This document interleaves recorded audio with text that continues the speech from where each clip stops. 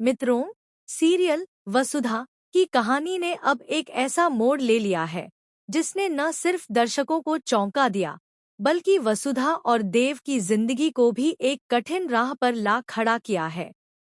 जहां अब तक प्यार, त्याग और भरोसे की एक सुंदर कहानी बुन रही थी, वहीं अब उस रिश्ते पर सवाल उठने लगे हैं।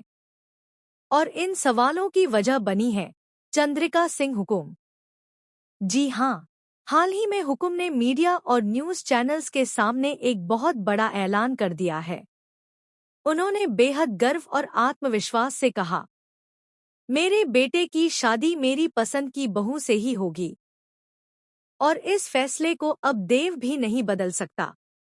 इस एक वाक्य ने सब कुछ बदल दिया। देव, जो अब तक अपने प्यार वसुधा को जीवन साथी बनाने का सपना देख रहा था, वही सपना अब चकनाचूर होता दिखाई दे रहा है।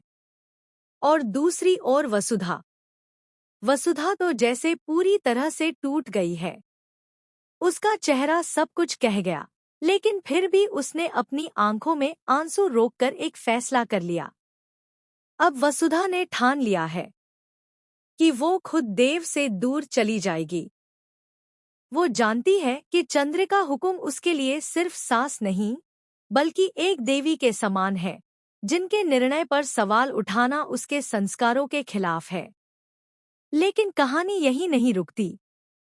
एक दिन जब वसुधा अकेली किचन में काम कर रही होती है, तभी देव चुपचाप उसके पास आता है।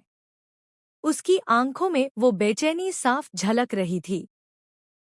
वो वसुधा का हाथ पकड़ता है और धीमे स्वर में कहता है, वसु, तुम्हारी देवी हुकुम तुम्हारी सब कुछ है, तो फिर मैं कौन हूँ तुम्हारे लिए?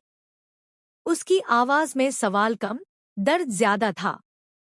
वसुधा की आंखें भी भर आती हैं, लेकिन वो अपने जज्बातों को काबू में रखते हुए हाथ छुड़ाकर कहती है, मैं वो लड़की नहीं हूँ जिसका हाथ आपको पकड़ना चाहिए था। मैं अपने हुक्म का दिल नहीं तोड़ सकती, उनकी इज्जत को समाज के सामने मिट्टी में नहीं मिला सकती। अगर कभी ऐसा करने की नौबत आई, तो उससे पहले मैं मर जाना बेहतर समझूंगी। ये शब्द सुनकर देव का दिल जैसे किसी ने चाकू से चीर दिया हो।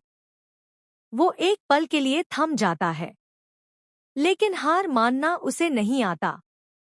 वो गहरी सांस लेकर कहता है, वसु, चंद्रिका हुकुम को मनाना मेरी जिम्मेदारी है। मैं उन्हें संभाल लूंगा, लेकिन तुम्हें खोने की ताकत मुझमें नहीं है। अगर तुम दूर हो गई, तो मैं खुद को कभी माफ न